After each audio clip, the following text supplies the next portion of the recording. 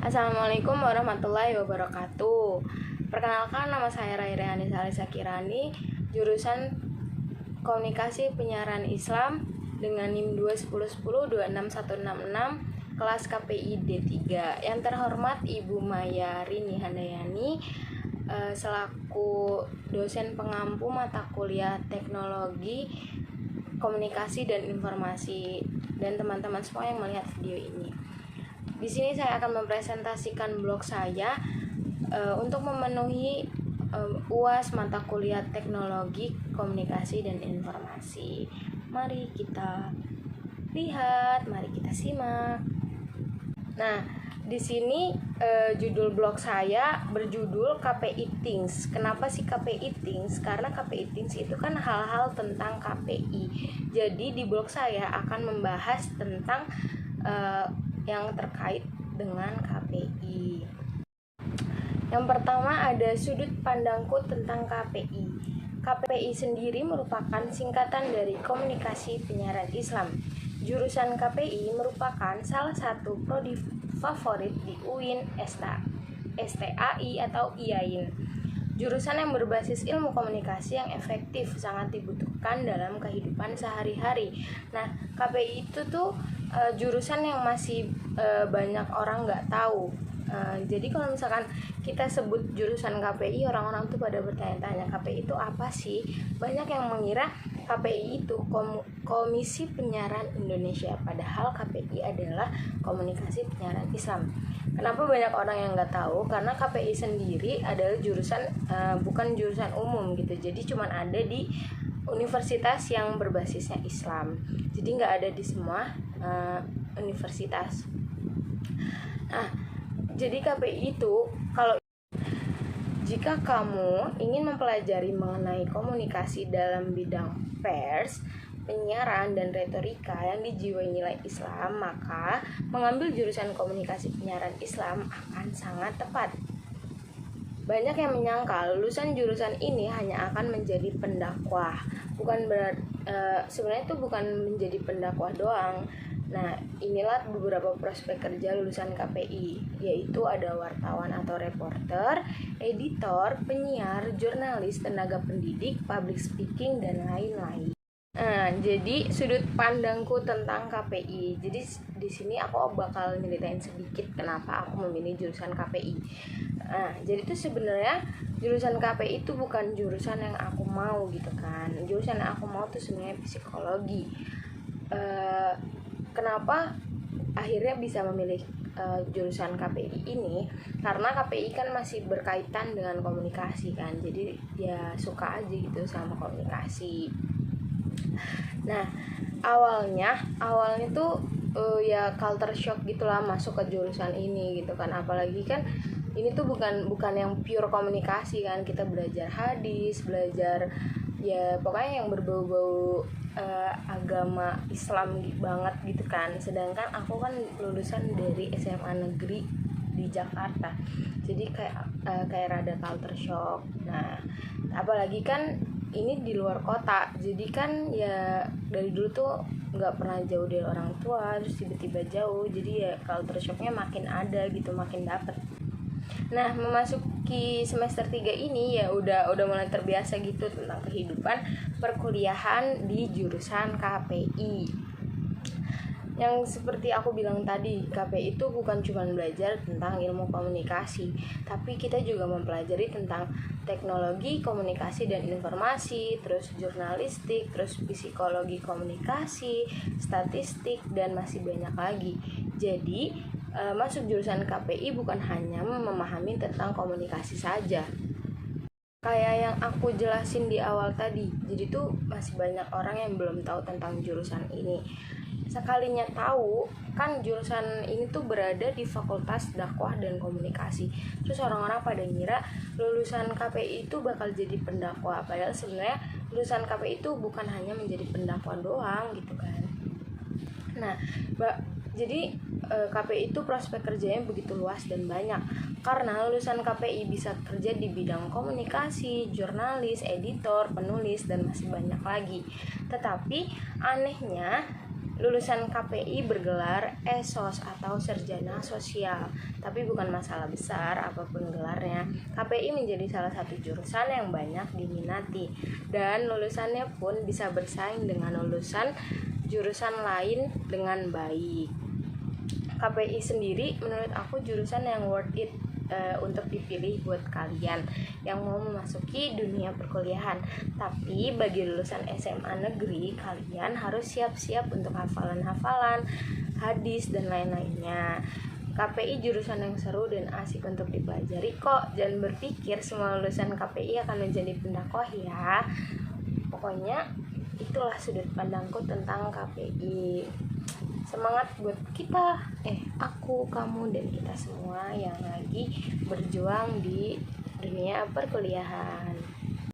Nah, blog aku yang kedua berjudul Psikologi Komunikasi adalah Ilmu yang Menyenangkan. Kenapa sih aku milih judul untuk blog aku Psikologi Komunikasi adalah Ilmu yang Menyenangkan? Karena psikologi komunikasi itu salah satu mata kuliah yang aku senangi. Karena kan tadinya aku mau masuk psikologi, nah terus pas masuk KPI ternyata ada pelajaran psikologi komunikasi. Jadi ya senang aja belajar mata kuliah ini. Nah, jadi psikologi komunikasi salah satu cabang dari dua ilmu pengetahuan yang penting, yaitu ilmu psikologi dan ilmu komunikasi. Jadi kan saling keterkaitan. Nah, jadi ada sedikit kata-kata nih. Kata-katanya adalah we cannot communicate, atau kita tidak berkomunikasi. Artinya kita manusia tidak dapat menghindar dari komunikasi. Setiap saat kita berkomunikasi, bahkan ketika kita sendirian, kita mungkin melamun, berpikir, atau memersepsi sesuatu dari lingkungan kita itu merupakan komunikasi meskipun tidak secara nyata. Jadi komunikasi menyentuh segala aspek kehidupan. Nah, dari pernyataan tersebut dapat disimpulkan bahwa tidak ada perilaku manusia yang dapat terpisahkan dari komunikasi. Bahkan saat kita tidak ingin berkomunikasi pun, kita tak dapat menghindari komunikasi karena antara psikologi dan komunikasi saling memiliki keterkaitan satu sama lain. Karena di sini kita lagi ngebahas psikologi komunikasi, kayak kurang afdol gitu kalau misalkan kita nggak ngebahas pengertian psikologi komunikasi. Kita jadi akan ngebahas pengertian psikologi komunikasi. Nah, pengertian psikologi sendiri dimulai dengan psikologi yang berasal dari kata psyche yang artinya jiwa atau soul, dan kata logos yang artinya kata atau wacana. Jadi, secara etimologi, psikologi adalah ilmu yang mempelajari tentang jiwa, baik mengenai macam-macam gejalanya maupun prosesnya. Sedangkan komunikasi sendiri adalah proses pertukaran pesan atau informasi dari komunikator kepada komunikan melalui suatu sistem, baik melalui simbol, sinyal, maupun perilaku dan tindakan. Jadi, terdapat keterkaitan antara psikologi dengan komunikasi. Psikologi dan komunikasi memiliki keterkaitan antara satu sama lain karena psikologi dan komunikasi sama-sama melibatkan manusia. Psikologi komunikasi berkaitan dengan bagaimana mencapai komunikasi yang baik ketika berkomunikasi dan berinteraksi. Untuk alasan ini, pemahaman orang mutlak diperlukan untuk berkomunikasi dengan sukses atau efektif dengan orang lain. Di psikologi komunikasi adalah sebuah proses memahami lawan bicara atau komunikan dengan tidak melupakan aspek kejiwaan. Selanjutnya saya akan menjelaskan tentang sejarah psikologi komunikasi. Nah, psikologi komunikasi itu erat kaitannya kan, jadi dia saling keterkaitan gitu. Psikologi sosial erat kaitannya dengan komunikasi. Sejarah psikologi komunikasi sangatlah unik, seperti yang tertulis dalam buku Psikologi Komunikasi karya Morrison, M.A. Dilihat dari sejarah perkembangannya, komunikasi memang dibesarkan oleh para peneliti psikologi. Seperti Kurt Lewin adalah ahli psikologi dinamika kelompok, lalu ada Paul Lazarsfeld, pendiri ilmu komunikasi, terus ada Bapak psikoanalisis Kurt E. Hoffman yang definisi komunikasinya banyak dihafal mahasiswa komunikasi di Indonesia, adalah seorang yang dididik dalam psikologi dan selama hidupnya memilih karir psikologi. Dalam konsep ilmu komunikasi, keterkaitan psikologi memang tidak bisa ditinggalkan. 3 di antara 4 bapak ilmu komunikasi yang disebut Wilbur Scrum adalah sarjana-sarjana psikologi, Kurt Lewin, Paul Lazarsfeld, dan Kurt E. Hoffman. Meskipun demikian, komunikasi bukanlah subdisiplin psikologi. Komunikasi sebagai sebuah ilmu tersendiri memang menembus banyak disiplin ilmu. Bagaimanapun, komunikasi merupakan bagian yang esensial untuk pertumbuhan kepribadian manusia, dan komunikasi amat erat kaitannya dengan perilaku dan pengalaman kesadaran manusia. Oleh karena itu, komunikasi selalu menarik minat psikologi. Jadi tuh psikologi komunikasi tuh keterkaitan gitu, karena kan antara psikologi dan komunikasi itu saling keterkaitan. Selanjutnya ada aplikasi psikologi komunikasi. Komunikasi yang efektif paling tidak menimbulkan 5 hal, yaitu pengertian, kesenangan, pengaruh pada sikap, hubungan yang baik, dan tindakan. Itu menurut Stewart L. Tubbs dan Sylvia Moss. Yang pertama, pengertian. Pengertian artinya penerimaan yang cermat dari isi stimuli seperti yang dimaksud oleh komunikator. Untuk menghindari kegagalan menerima isi, kita perlu memahami paling tidak psikologi pesan dan psikologi komunikator. Jadi biar mengerti apa isi pesan itu. Yang kedua, ada kesenangan. Tidak semua komunikasi ditujukan untuk menyampaikan informasi dan membentuk pengertian. Komunikasi itu hanya dilakukan untuk mengupayakan agar orang lain merasa apa yang disebut analisis transaksional sebagai saya oke, kamu oke. Komunikasi ini lazim disebut komunikasi fatis, dimaksudkan untuk menimbulkan kesenangan. Jadi apa yang disampaikan oleh komunikator tuh tersampaikan juga kepada komunikannya dan membuat komunikan itu senang. Yang ketiga ada mempengaruhi sikap. Disebut juga komunikasi persuasif.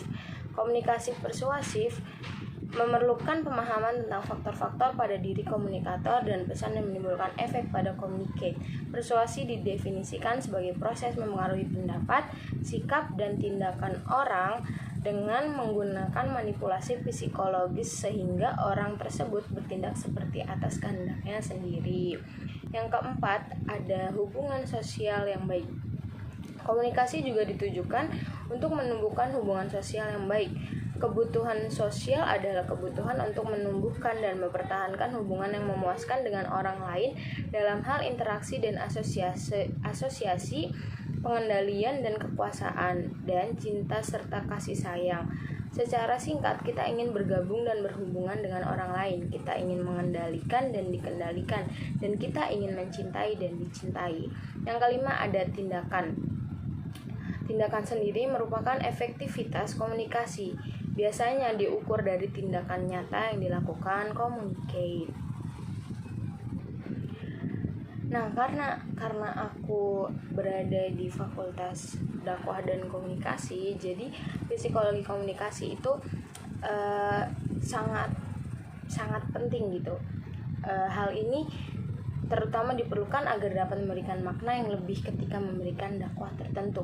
Penerapan psikologi komunikasi dalam dakwah, yang pertama ada menggunakan bahasa yang mudah dipahami. Jadi dengan mempelajari psikologi komunikasi ini, kita bisa memilih bahasa yang mudah dipahami agar orang yang kita dakwahi atau orang yang kita ajak bicara tuh paham apa yang kita sampaikan. Yang kedua, memperhatikan kondisi emosi pendengar. Jadi kalau misalkan kita dakwah, kita berbicara sama orang, sebelumnya kita harus tahu nih gimana keadaan dia, gimana emosinya dia. Kalau misalkan dia lagi emosi, ya kita tidak bisa sembarangan untuk memberikan dakwah kepada orang tersebut. Yang ketiga, menumbuhkan kepercayaan. Membangun kepercayaan orang ke kita tuh sangat sulit gitu kan. Jadi berbicara di depan orang banyak hendaknya selalu diawali dengan sapaan ramah dan unsur persaudaraan yang kuat. Jadi tuh biar orang tuh percaya sama apa yang kita sampaikan, ya harus dengan awalan yang baik gitu. Terus yang keempat, tidak melakukan unsur pemaksaan. Jadi dalam dakwah, dalam berbicara sama orang, dalam berkomunikasi sama orang, dalam berinteraksi sama orang, kita nggak boleh melakukan unsur pemaksaan gitu. Jadi kalau misalkan kita punya pendapat, ya orang lain juga punya pendapat. Kita nggak boleh memaksakan orang untuk memilih pendapat kita, atau orang harus sama dengan pendapat kita. Yang kelima, mengutamakan empati.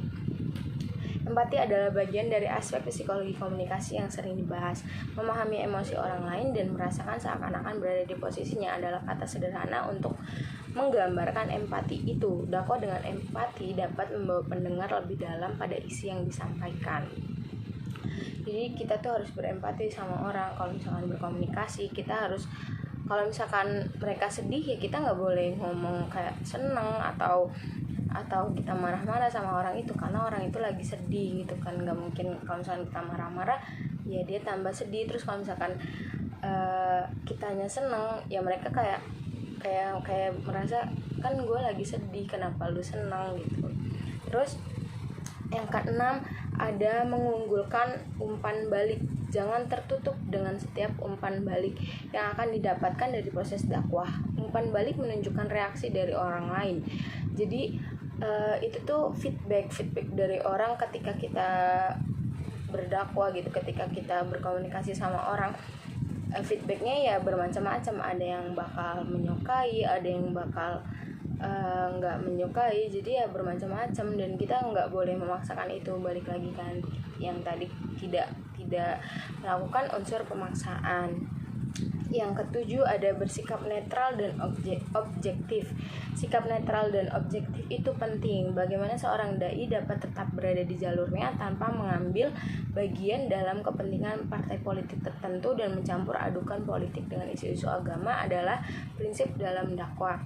Kita sebagai pendakwah harus netral, nggak boleh rasis, nggak boleh, ya nggak, pokoknya harus netral gitu, biar orang-orang tuh ya mau mendengarkan kita. Terus yang ke-8, ada mampu membawa nilai-nilai kebaikan. Yang namanya pendakwah berarti kan ngebawa nilai-nilai kebaikan dong untuk yang didakwa itu. Terus yang ke-9, ada memahami keadaan sosial. Sekali lagi, pada dasarnya seorang dai yang baik mampu memahami situasi sosial di sekitarnya. Apa yang disampaikan oleh pendakwah setidaknya juga dilakukan oleh pendakwah itu sendiri, sehingga tidak ada pertentangan. Sebelum berdakwah, ya itu balik lagi lah, kita harus mengetahui keadaan orang yang didakwah itu seperti apa. Jadi kita nggak asal untuk menentukan metode apa yang bakal kita jalanin untuk berdakwah. Yang ke-10, ada tidak mendatangkan perselisihan. Nah, yang terakhir ini adalah cara berdakwah yang tidak kontroversial. Berbagai poin di atas tampak cukup jelas untuk menunjukkan bahwa dakwah dapat dilakukan dengan baik tanpa perselisihan. Jadi tuh dakwah kita sebagai seorang pendakwah atau seorang komunikator, sebaiknya, ya nggak sebaiknya, emang harus menyampaikan pesan, tapi itu tidak menimbulkan perselisihan gitu. Jadi nggak boleh menimbulkan perselisihan. Nah, kenapa sih saya menyukai mata kuliah psikologi komunikasi? Karena menurut saya mata kuliah tersebut adalah mata kuliah yang menyenangkan, karena saya dapat mempelajari bagaimana keadaan seseorang yang saya ajak komunikasi. Dan saya sendiri pun senang mempelajari tentang psikologi, karena saya bisa lebih peka terhadap lingkungan sekitar saya. Dan juga saya sangat menyukai komunikasi. Jadi kan tadi psikologi komunikasi kan dari dua ilmu gitu kan, psikologi dan komunikasi. Nah dua-duanya tuh ilmu yang saya sukai gitu. Dengan mempelajari psikologi komunikasi dapat membantu saya pribadi dalam hal komunikasi dengan orang lain. Jadi kan kita kalau misalkan komunikasi, kita bakal tahu keadaan orang itu kayak gimana, sifatnya kayak gimana, terus feedback yang dia kasih kayak gimana. Jadi ya suka aja gitu untuk mengetahui keadaan orang tersebut. Dan juga dengan adanya psikologi komunikasi dapat menciptakan komunikasi yang efektif, karena apabila komunikasi kita telah baik tapi kita tidak mengerti bagaimana keadaan seseorang yang kita ajak berbicara, maka akan gagal pula komunikasi yang kita lakukan. Jadi kan psikologi komunikasi itu kita harus tahu kan gimana kondisinya orang, gimana keadaannya dia kayak gimana. Jadi kalau misalkan kita udah tahu, kita pasti bakal memilih metode komunikasi dengan orang itu yang tepat kan untuk orang itu. Jadi komunikasi yang kita lakukan bakal berjalan secara efektif. Nah, psikologi sendiri adalah bidang studi yang populer dan menarik. Begitupun dengan komunikasi adalah bidang studi yang populer dan menarik. Apabila saya mempelajari tentang psikologi komunikasi pun akan menjadi bidang studi yang sangat menarik untuk dipelajari dan didalami ilmunya. Karena dalam psikologi komunikasi banyak mempelajari tentang diri sendiri dan orang lain. Jadi kan psikologi dan komunikasi itu dua ilmu yang sangat menarik. Terus kalau misalkan psikologi dengan ilmu komunikasi digabungkan, apakah sangat tidak menarik? Pasti sangat menarik untuk dipelajari. Jadi kesimpulannya, psikologi komunikasi ini ilmu yang sangat membantu dan menyenangkan untuk dipelajari. Karena dengan mempelajari psikologi komunikasi, kita akan memahami situasi, kondisi, sifat, dan lain-lain dari orang yang kita ajak komunikasi. Dan dengan menguasai ilmu psikologi komunikasi sendiri, komunikasi kita dengan orang lain akan berjalan dengan efektif. Nah, blog yang ketiga, blog saya berjudul Pentingnya Psikologi Komunikasi dalam Komunikasi. Kenapa saya memilih pentingnya psikologi komunikasi dalam komunikasi? Jadi kan di blog sebelumnya kita udah ngebahas tentang psikologi komunikasi. Nah, di blog ini tuh yang saya bilang di awal, blog saya bakal keterkaitan. Jadi kan psikologi komunikasi dalam pentingnya psikologi komunikasi dalam komunikasi. Jadi dia keterkaitan dengan psikologi komunikasi. Nah, psikologi komunikasi keterkaitan dengan KPI kan. Jadi psikologi komunikasi mata kuliah yang dipelajari dalam jurusan KPI udah kita bahas tadi, dan sekarang kita akan bahas pentingnya psikologi komunikasi dalam berkomunikasi. Pentingnya psikologi komunikasi dalam komunikasi. Penggunaan psikologi komunikasi ditujukan untuk tercapainya komunikasi yang efektif. Komunikasi merupakan kegiatan yang bertujuan untuk mencapai kesepemahaman dan kebersamaan makna. Sementara pelaku komunikasi, baik komunikator maupun komunikan, memiliki latar belakang pengetahuan, pengalaman, dan kondisi jiwa yang berbeda. Dari latar belakang yang dan perbedaan inilah keduanya sangat penting diterapkan dalam proses membangun komunikasi dengan tujuan agar komunikasi yang berlangsung berjalan dan berhasil dengan efektif. Sekarang ini psikologi komunikasi merupakan sebuah proses di dalam kehidupan manusia, terutama kehidupan bersosial. Banyak sekali peneliti dan ilmu komunikasi dan ilmuwan Sekarang ini, psikologi komunikasi merupakan sebuah proses penting di dalam kehidupan manusia, terutama kehidupan bersosial. Banyak sekali peneliti dan ilmuwan psikologi yang terus mengembangkan metode psikologi untuk dapat digunakan sebagai media komunikasi penggali informasi. Bukan hanya peneliti atau ilmuwan psikologi saja, kini orang-orang yang mempelajari ilmu komunikasi juga diharuskan untuk dapat menguasai ilmu psikologi.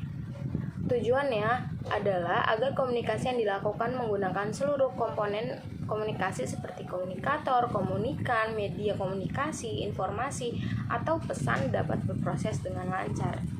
Jadi apa aja sih manfaat dari psikologi komunikasi sendiri? Nah, yang pertama ada membuat komunikator memiliki kredibilitas.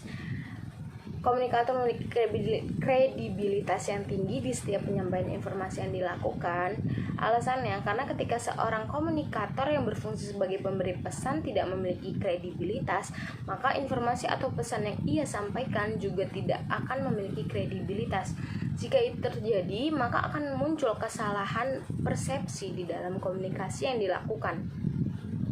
Jadi dengan mempelajari psikologi membuat komunikator memiliki kredibilitas. Kalau misalkan komunikator nggak memiliki kredibilitas, ya informasi yang ia sampaikan pun juga harus dipertanyakan kredibilitasnya.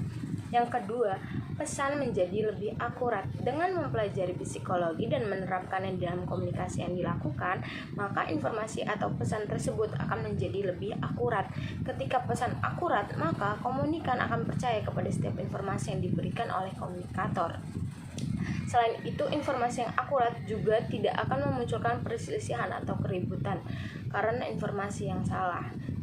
Dengan mempelajari psikologi, pesan menjadi lebih akurat gitu kan. Jadi kita tahu sebagai komunikator, kita tahu pesan mana yang harus disampaikan, pesan mana yang salah, pesan mana yang bakal diterima oleh orang-orang. Itu kita bakal tahu, kita akan mempelajari itu gitu kan. Terus yang ketiga, mengatasi kesalahan persepsi. Psikologi juga dapat menjadi salah satu cara mengatasi kesalahan persepsi dalam komunikasi, karena setiap komunikator dan komunikan yang mempelajari psikologi akan lebih mampu untuk mencerna, memahami, dan mengerti setiap informasi yang sedang dipertukarkan. Jadi dengan mempelajari psikologi ini jadi lebih meminimalisir gitu kan, meminimalisir kesalahan persepsi. Yang keempat, memilih media sesuai bahasan informasi. Nah, media komunikasi adalah salah satu hal yang paling penting dalam menjalankan proses komunikasi. Ketika media komunikasi yang dipilih salah atau tidak tepat, maka dapat dipastikan komunikasi tidak akan berjalan dengan baik. Oleh sebab itu, dengan menggunakan ilmu psikologi, komunikator akan mampu untuk memilih media komunikasi yang sesuai dengan bahasan informasi yang akan dikomunikasikan. Jadi itu dengan mempelajari psikologi komunikasi, seorang komunikator akan bisa memilih media apa yang tepat untuk menyebarkan informasi. Misalkan informasi keterkaitan kepada orang tua gitu kan, orang tua yang udah nenek-nenek, kakek-kakek gitu kan, nggak mungkin menggunakan media sosial gitu kan, seperti Instagram atau apapun, karena yang namanya orang tua ya pasti nggak ngerti dengan Instagram gitu kan. Jadi kalau misalkan mempelajari psikologi komunikasi akan bisa memilih media yang tepat untuk berkomunikasi. Yang selanjutnya, membantu setiap komunikasi. Psikologi dalam komunikasi juga akan membantu setiap komunikator dan komunikan untuk melihat orang lain. Ilmu ini akan memberikan gambaran atau pandangan secara langsung mengenai perilaku, pikiran, hingga perasaan orang lain kepada komunikator atau komunikan yang mempelajari ilmu ini. Dengan gambaran atau pandangan yang muncul tersebut, maka komunikator atau komunikan akan langsung mengetahui bagaimana kondisi lawan bicaranya. Jadi kan kita kalau misalkan komunikasi sama orang harus tahu dulu kondisi orang itu seperti apa, keadaannya kayak gimana. Kan kita nggak mungkin komunikasi sama orang langsung komunikasi tanpa menanyakan kabarnya dia, tanpa kayak gimana. Kalau misalkan orang itu sedang sedih lalu kita ajak untuk komunikasi atau untuk kita curhati, ya orang itu kayak istilahnya yang nggak respect gitu sama keadaan dia gitu kan. Jadi dia akan mempelajari psikologi komunikasi itu akan membantu setiap komunikasi. Yang selanjutnya ada mempengaruhi opini.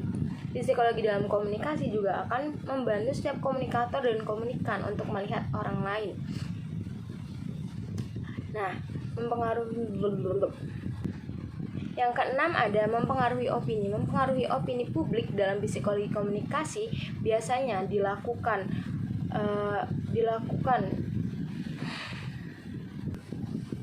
Yang selanjutnya ada mempengaruhi opini. Mempengaruhi opini publik dalam psikologi komunikasi biasanya dilakukan untuk mempengaruhi atau merubah opini publik. Ketika opini sudah terbentuk sesuai dengan keinginan komunikator, maka target publik tersebut akan mengikuti keinginan dari komunikator. Selain itu, psikologi komunikasi yang dapat mempengaruhi opini publik juga dapat menghasilkan efek komunikasi massa yang sangat besar dan berdampak besar. Jadi dengan mempelajari psikologi komunikasi itu kita akan lebih gampang gitu mempengaruhi orang-orang yang kita ajak komunikasi gitu. Jadi orang-orang bakal mengikuti opini yang kita sampaikan. Yang selanjutnya ada mengenali karakter. Mengenali karakter itu sama aja kayak yang tadi gitu. Kita jadi tahu sifat orang kayak gimana, kayak gitu kan. Nah, terus yang selanjutnya ada mengendalikan diri. Jadi kita kalau misalkan komunikasi sama orang, kita bakal bisa mengendalikan diri kita.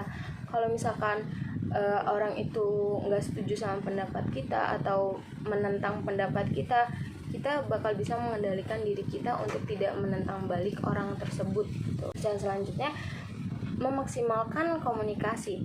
Alasan pentingnya psikologi dalam komunikasi yang berikutnya adalah untuk membantu komunikator dan komunikan memaksimalkan setiap proses komunikasi yang berlangsung.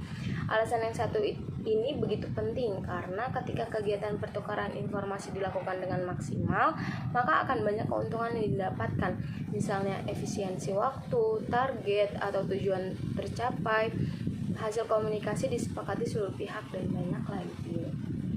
Jadi dengan psikologi komunikasi kita bakal ya maksimal gitu untuk komunikasi, karena kita udah tahu gimana caranya, gimana metodenya, gimana medianya, gimana kondisi orang tersebut.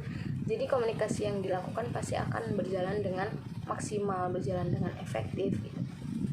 Nah, itulah beberapa manfaat yang didapatkan jika kita mempelajari psikologi komunikasi.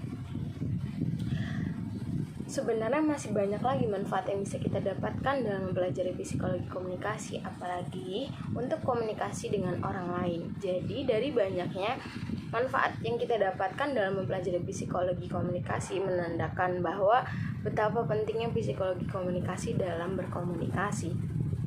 Apalagi bagi aku sendiri gitu yang kuliah di jurusan komunikasi penyiaran Islam, dimana jurusan aku sendiri atau KPI jurusan yang banyak berhubungan dengan komunikasi, baik diri sendiri, orang lain, dan bahkan banyak orang gitu kan. Karena kan seorang pendai harus berkomunikasi dengan banyak orang, nggak bisa dengan 1-2 orang doang gitu kan. Nah, jika kita telah mempelajari ilmu yang satu ini, kita tidak akan asal komunikasi dengan orang. Kita pasti akan melihat bagaimana kondisi, situasi, perasaan, dan lain-lain orang yang akan kita ajak komunikasi. Dan juga kita tidak akan asal memilih cara atau metode yang akan kita gunakan dalam komunikasi. Jadi komunikasi yang kita lakukan akan berjalan dengan lancar, tidak akan menimbulkan perselisihan. Pokoknya efektif, komunikasi yang kita lakukan tuh bakal berjalan efektif, insya Allah, kalau misalkan kita menerapkan ilmu psikologi komunikasi sendiri gitu kan.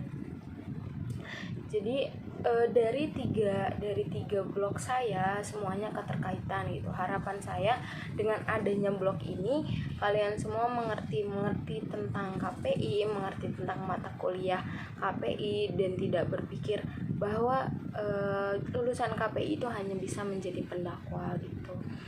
Mungkin di blog-blog selanjutnya saya akan membahas tentang mata kuliah yang lainnya yang membuat kalian makin penasaran dengan jurusan KPI sendiri. Sekian presentasi yang dapat saya sampaikan, kurang lebihnya mohon maaf. Wassalamualaikum warahmatullahi wabarakatuh.